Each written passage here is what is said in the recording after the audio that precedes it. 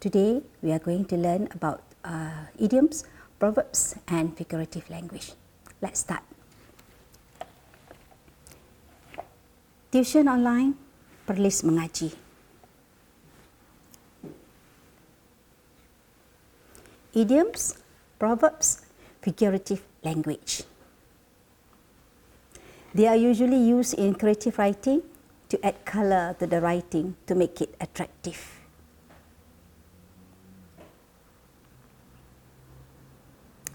Remember, use them sparingly.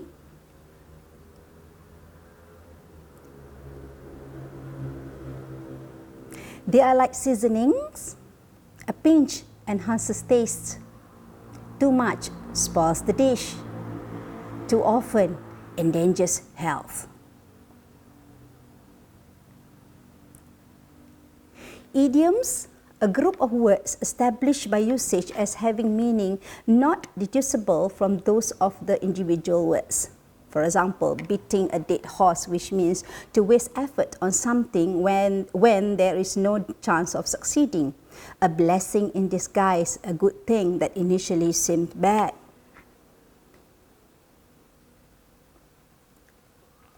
Proverbs. A proverb is a simple, concrete, traditional saying that expresses a perceived truth based on common sense or experience. Proverbs are often metaphorical and use formulaic expressions. Okay. An idle brain is the devil's workshop. If you have nothing to do, you likely think of mischief, and that is why we have tuition online perlis mengaji, so that you have something to do. An ounce of protection is worth a pound of cure. A little precaution before a crisis hits is better than lots of firefighting afterwards, and that is why we have MCO. Alright, figurative language. We have 1. Simile, 2. Metaphor, 3. Personification, 4. Alliteration, 5. Onomatopoeia, and 6. Hyperbole. Right? Okay, let's see what are they. Okay. Figurative language, simile. Comparison of two things using the words like or as. That's simile. He was as fierce as a lion. Metaphor, comparison of two things saying that one thing is or was another thing. He was a lion. Personification is giving human characteristics to an object or animal. The wind whispered among the leaves.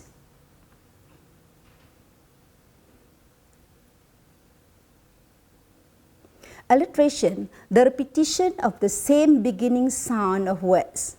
7 snakes slithered slyly. Onomatopoeia is the use of a word to make a sound. This is when you write pop, whoosh, fizz. And the last one is hyperbole and exaggeration. This is where you say, I am so hungry, I could eat a horse, which is surely an exaggeration. Similes. Okay, so here are some examples. As busy as a bee, sparkle like diamonds, hungry as a bear, flat as a pancake, hard as a rock. That's similes. They are a little bit different from metaphors in the sense that the sun was a gleaming pearl. My baby brother is a cute little teddy bear. My sister's memory is a camera that remembers everything we see. The car seat is a fluffy cloud. Custard is happiness in a bowl. Okay, that's the difference. Okay.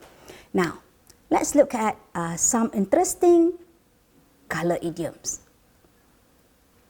Black sheep, usually we say black sheep of the family, which means that an odd or disreputable member of a group, especially within a family. So the rest of the family members are people who contribute towards the nation. Then this one person who became a drug trafficker.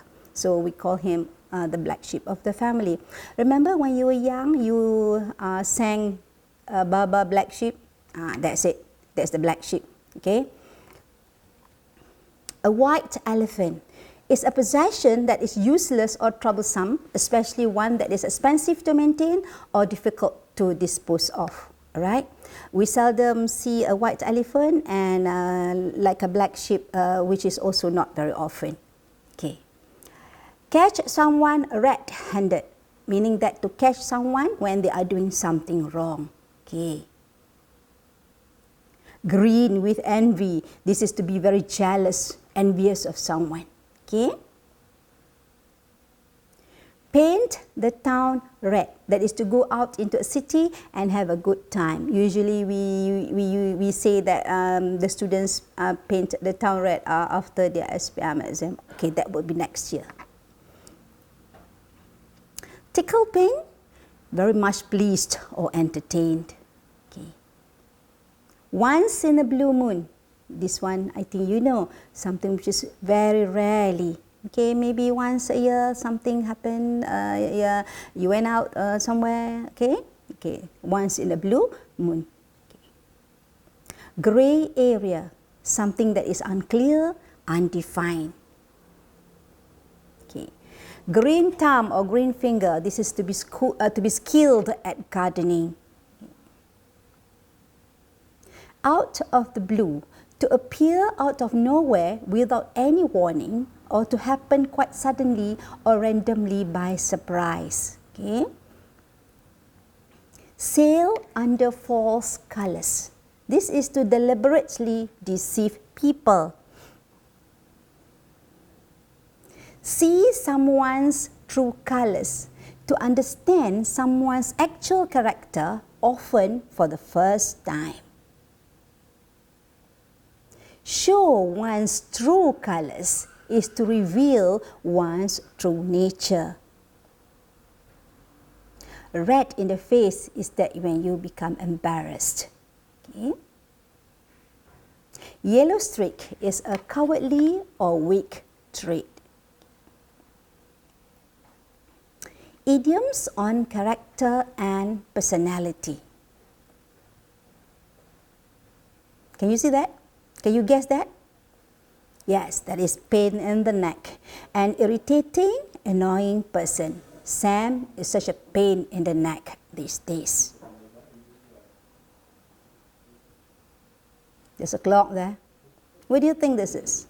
So this is when you say a clock watcher. Someone who has no interest on the current activity and keeps watching the time. I hate to be a clock watcher, but I can't wait to get out of here. So this person must be in a very boring situation that he wanted to get out very, very quickly from there. Okay, that's a clock watcher. Can you see that? Well, that's very dark. Of course, you cannot see, not very clearly. And that's a dark horse. Someone who has greater abilities than he shows or than other people are aware of. Okay, I didn't know Amin could play the guitar so well. He is a real dark horse. Okay.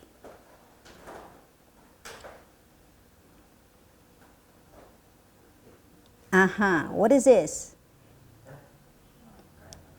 This is a lone wolf. Someone who prefers his own company and does not like socializing.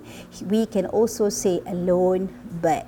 Jack became a real lone wolf since his wife passed away last year. He never goes out. Okay, that's a lone wolf. Okay. Now, what do you think is this ape doing? That's a busybody. I think you know this very, very well.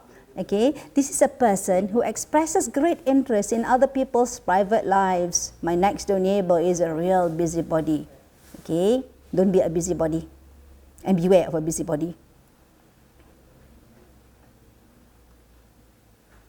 Can you see that? Okay. That is a wet blanket. A person who ruins other people's fun by staying pessimistic and complaining all the time. Susie is so negative about everything. She is such a wet blanket.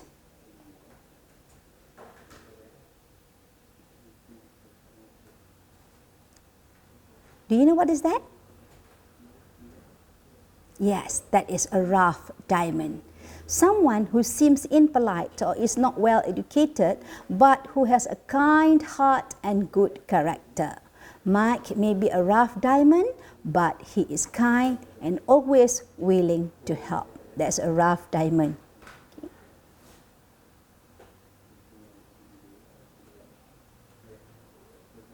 That's a slave driver. Someone who makes other people to work really hard. For example, my boss is such a slave driver. I had to work 2 weekends in a row. Okay. That's a slave driver. What do you think is the girl doing there? Okay, enjoying the day, I presume. Okay, she's a daydreamer, someone who is having dreamlike thoughts when they should be focusing on the present. I've always been a bit of a daydreamer in school, but please do not daydream in class. Quotation composition. All right. In my second lesson the other day, I introduced the quotation composition where the titles are being given in the form of proverbs, wise sayings or idioms. Okay, so how do you answer this question? The most important rule is you must know the meaning. No guessing, no wishful thinking. If you do not know the meaning of the proverbs, of the idioms, of the wise saying, please do not attempt the question in your section B, paper 1. Okay, the composition with proverbs, wise sayings or idioms, the most important rule is that you must know the meaning. You should not guess and that you should not have wishful thinking. Don't judge a book by its cover. Describe how you have learned a valuable lesson based on this proverb. So this composition is going to be a descriptive composition where you describe. And when you describe, the reader must be able to see, hear, touch, smell, taste and feel. So here are 2 examples of how you can do. Describe how you wrongly judged someone who looked nice but was wicked. He was a pimp. What's the conclusion of your story? Okay, you are going to describe this person based on the proverbs. Don't judge a book by its cover, meaning that you have wrongly judged this person. He looked nice, he looked good, but in fact he was not. So at the end, maybe the police saved you, okay?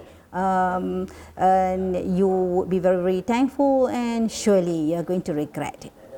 And the second one is that describe how you thought someone was very harsh towards you, but her or his real intention was to polish your talent.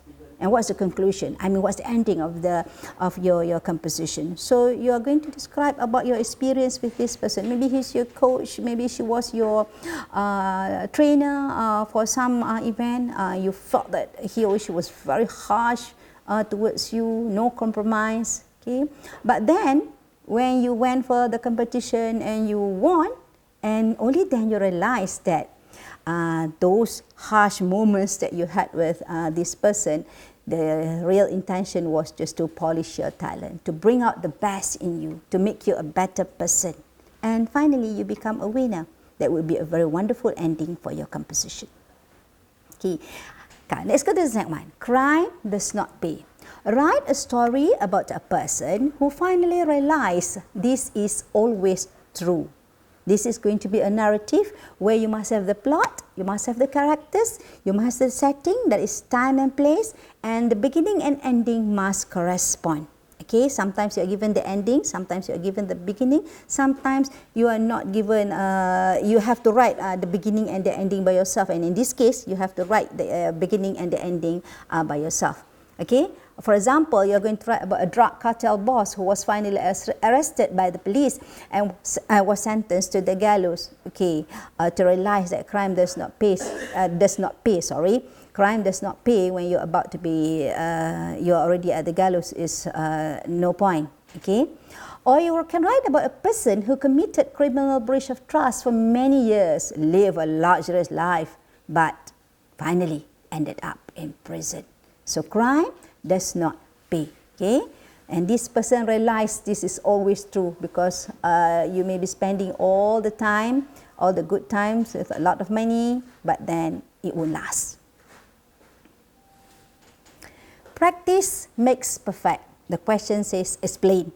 So this is going to be a reflective composition where you express your thoughts, opinions and feelings. So one, you can explain how people who keep on practicing finally become experts in their respective fields. Athletes, orators, cooks, bakers, performers, designers, sculptors, etc. Okay, maybe you can one paragraph for one person. Okay, so you see how they practice and finally they become good at what they are doing. Okay, explain how a student who is weak in a certain subject but never gives up, keeps on practicing for many months and achieves success in the exam. Okay, so this is something that you should be doing. If you're not good in certain subject, whatever it is, so you must keep on practicing, you must never give up. Go on doing all the exercises, do more revisions, and most probably, inshallah, one day you'll become good at it. Okay, so that's practice makes perfect. Okay.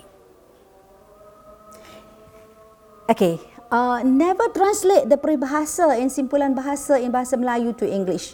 Okay, never say with my soul and basket. Okay, when you should be saying with my heart and soul. Okay, and there are some identical peribahasa, simpulan bahasa to the proverbs in English which I would like to share with you, but never say with my soul and basket. Okay, alright, now let's see. What do you think they are doing? Okay, right. This is in bahasa Melayu, the peribahasa said tidak tahu menari dikata lantai jongkang-jongkit. Alright, in English, this is a bad workman blames his tool. So you want to talk about somebody who blames other people, who blames the situation about what he is not good at. So you say a bad workman blames his tools. Okay? Alright. Alright. Bapa borek anak rintik. You know this one very, very well. That is like father, like son. And another one is a chip of the old block. Alright? Okay, that's the same one, almost the same meaning. Okay?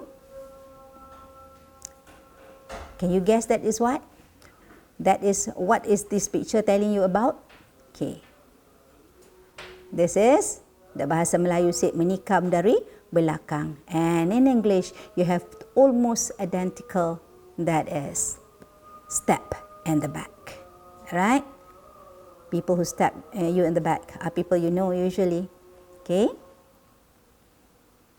Let's see the next one. What is that? There's a quote, right? So this is where the peribahasa Melayu ukur baju di badan sendiri, and the English says cut the coat according to your cloth. Okay.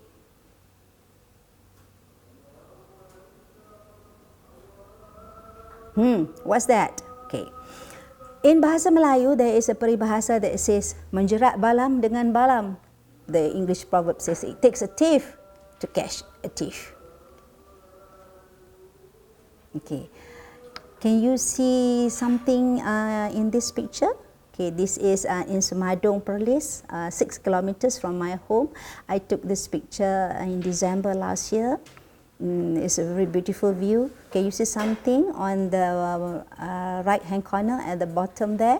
Okay, this is where the peribahasa Melayu said menjemur sementara hari panas, and in English you have make hay while the sun shines. Yes, there's bales of hay there. Okay, and also there's another one which means almost the same, that is strike while the iron is hot. Okay, so after MCO is over, come to Perlis in December and you will be able to take pictures in beautiful places like this one is in Semadong, Perlis. Okay, alright.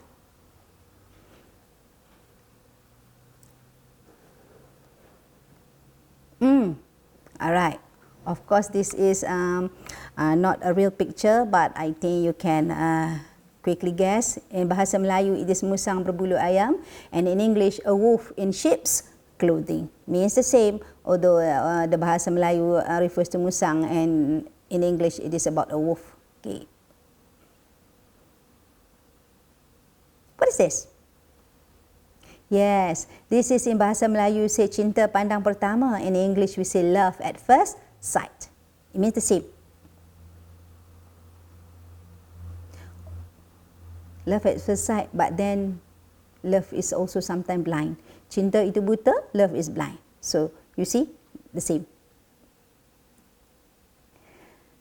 In peribahasa Melayu, someone very skinny, you say tinggal tulang dengan kulit. In English, we say a bag of bones. Okay?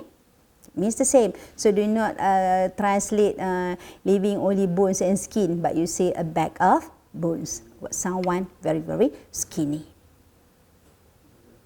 Okay. Alright. Here comes another set. Okay. Cinta monyet, that would be puppy love. Okay. Do not go and translate monkey love. Okay, it's puppy love. Okay, the next one is buah hati, blue-eyed boy. Okay, the next one is tutup mulut, bite your tongue. Okay, keep a secret. Okay, darah daging, in English is the other way around, flesh and blood. Okay, and sekelip mata, you always say this. Okay, in the blink of an eye. Okay. Okay. Things we say today which we owe to Shakespeare. Right. Knock knock, who's there? In a pickle, set your teeth on edge, heart of gold, good riddance, faint-hearted, so, send him packing, lie low, fight fire with fire, bated breath, come what may, the game is up. Wear your heart on your sleeve, not slept one wink, full circle, out of the jaws of death. Too much of a good thing. What's done is done. Naked truth. Break the ice. Laughing stock. Breath his last. Wild goose chase. Vanish into thin air. Heart of hearts. Seen better days. Makes your hair stand on end. For goodness sake. Love is blind. Dead as a doornail. Green-eyed monster. The world is my oyster. Fair play, foul play. Off with his head. Brave new world. Be all and all a sorry sight. So these are things that we say which we owe to Shakespeare. Okay, you notice that love is blind and green-eyed monster, which I mentioned earlier. Okay. Okay. I would like to share with you 4 pillars of learning. Now that you are learning at home, okay, you have to understand the 4 pillars of learning. The first one is learning to know. This is to acquire the instrument of understanding, concerned with more mastery of learning tools than with structured knowledge, using one's mind to produce ideas, decisions, memories, and etc. That's pillar number 1. Pillar number 2, learning to do. To act creatively in one's environment represents the skillful, creative, and discerning application of knowledge. Enable people to deal with a variety of situations and to work in teams. Learning to live together, to participate in and cooperate with other people in all human activities. Develop an understanding of others and their history, traditions, and spiritual values. Requires quality of relationships at all levels. Development of inner peace in the minds and hearts. And the fourth one is learning to be. To better one's personality and to act with ever greater autonomy, judgment, and personal responsibility. Development of all the dimensions of the complete person. Believes in a holistic and integrated approach to educating the human person. Contribute to the total development of the whole person. Alright? So, why am I sharing this with you? Because although you are learning proverbs and idioms and figurative language, you have to understand there are 4 pillars of learning. Alright, okay. This is the third phase of MCO. I believe you miss your friends because absence makes the heart grows fonder. But please lend your ears, have a heart. Don't try to bend the rules because you might cry your eyes out one day. Okay, this is the view from my backyard. You notice that the cloud looks like a heart there. To all Muslims, I would like to say selamat datang Ramadan Al-Mubarak. Selamat menunaikan ibadah puasa. Kepada Allah doa dirafak. Semoga Malaysia dilindungi sentiasa.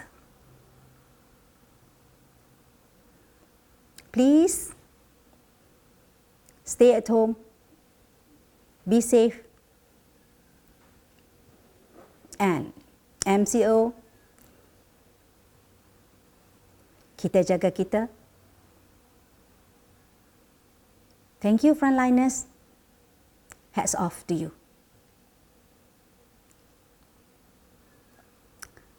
That's all for today. Thank you very much. Assalamualaikum.